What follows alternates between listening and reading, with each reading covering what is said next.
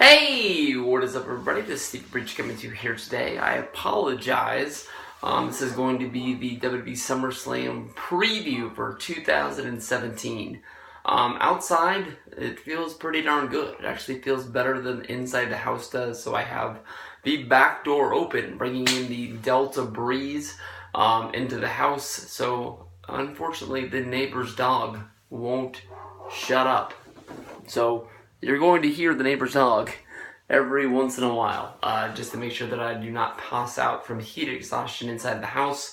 I will tell you that this year's Wwe Summerslam 2017, if I was going to this show in New York for, I believe, the third year, maybe fourth year since WWE packed up and moved out of Los Angeles, I was able to go to 5 SummerSlams in a row, 5 out of 6 that were held in Los Angeles. I always had a great time. I think I only was able to go down there and experience WWE SummerSlam access for Saturday and Sunday one time, and it was one hell of a time. I got to meet a lot of people. I will honestly tell you that SummerSlam access was always 100% better than WrestleMania access. One, because of the way it was ran. 2, the number of people that attended to it. 3, how easy it was to get the VIP tickets to meet people such as John Cena, Triple H, all 3 members of The Shield, Daniel Bryan. I met, Rey Mysterio, CM Punk, and Edge. All of those were all VIPs that I was able to get through going to SummerSlam access, as well as one time I got an item signed by Triple H when I paid for my friend Miguel to meet Triple H for me and get a picture. He took the picture, I got the autograph, all win this situation, and the VIP was on eBay for only, I believe, $65 to get my Triple H and Undertaker from WrestleMania 27 thing signed. A really, really good deal.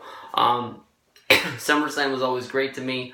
I can honestly tell you at this point in my life, I don't miss not going to SummerSlam anymore. I can honestly tell you that when I look at this card, I don't know if it's that I don't give SmackDown and Raw and 205 Live and any other show that they might have. I don't give them my full attention anymore. And I don't know if that means that I'm falling away from the product. But when I look at this show, I can honestly tell you that Finn Balor coming out as a demon is going to be awesome. But the bell's going to ring, and he's going to have a match. And it's against an opponent that I honestly really don't care about. Bray Wyatt, to me, honestly, is a guy that every time somebody gets in the ring with him, all momentum is lost. I can tell you that, honestly, this is probably being billed as, I guess you would say, a 4 main event show. The 4-way from Monday Night Raw. That is going to be 4 guys getting in the ring and beating the hell out of each other. That is going to be a fun match. That is going to be one that you do not want to miss. Probably going to be one of the best wrestling matches of the night. AJ Styles against Kevin Owens with Shane McMahon as the special guest referee. That's probably going to be a really good match. They probably really want to go out there. The last show that WWE ran, Battleground, with the Punjabi prison match, a lot of people were talking about how bad that match was. A lot of people were talking about the fact that the Kevin Owens versus AJ Styles finish was the drizzling shits. P.S. Whatever happened to the Great Khali? Everybody said that he was making his grand return to WWE. I can honestly tell you that I didn't watch SmackDown after Battleground. I don't know if he was on there, but did he just disappear? I thought that he was going to be a part of the whole Jinder Mahal team. You also got Baron Corbin going up against John Cena. That is a big match for the one fact that on SmackDown before SummerSlam, Baron Corbin cashed in his Money in the Bank briefcase and was unsuccessful. He is no longer Mr. Money in the Bank. I don't think they're going to play up on the fact that John Cena was on the ring apron when the match started and caused him to be rolled up by Jinder Mahal. I don't think that's going to play into this whole deal. I think that, we've seen people lose their Money in the Bank to just losing matches. We've seen people lose the Money in the Bank due to outside interference, as in I believe that's how John Cena lost it. It's just going to be, you got a match, you didn't win, go out there and win another one. And Baron Corbin's going to need to beat somebody like John Cena. Cena came back last time against Rusev at the last pay-per-view. That was the match that we all knew that he was not going to lose. This is a match that honestly he could lose. Baron Corbin's already on the map. He won the WrestleMania 32 under the Giant Memorial Battle Royal. He won the Money in the Bank this year. He was one of the guys that was looked at as a favorite to win the Royal Rumble this year. I think that honestly this is a match that John Cena could lose.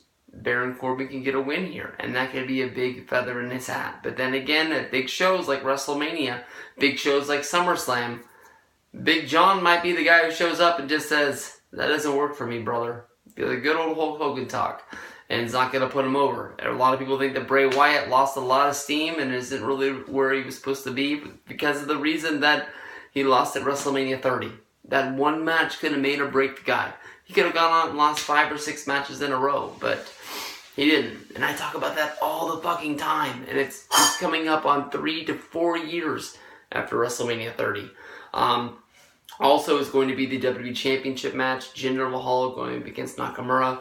I can honestly tell you that this is a match that doesn't have a lot going for it in my book.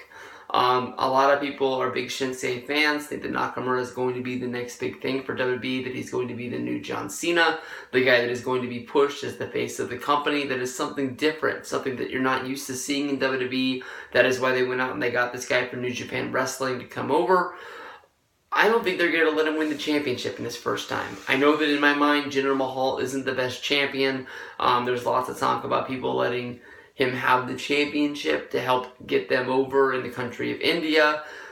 If they've used Jinder Mahal as champion, if they've had a run-in from the Great Khali, and we're still at this point that nobody cares, and it doesn't sound like they're making tons of money from people in India buying Jinder Mahal t-shirts, I don't think it's going to happen yet.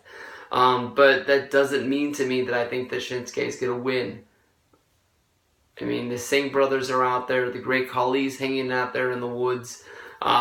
I don't really know who else could run in to help this guy, but he's got just about every win there.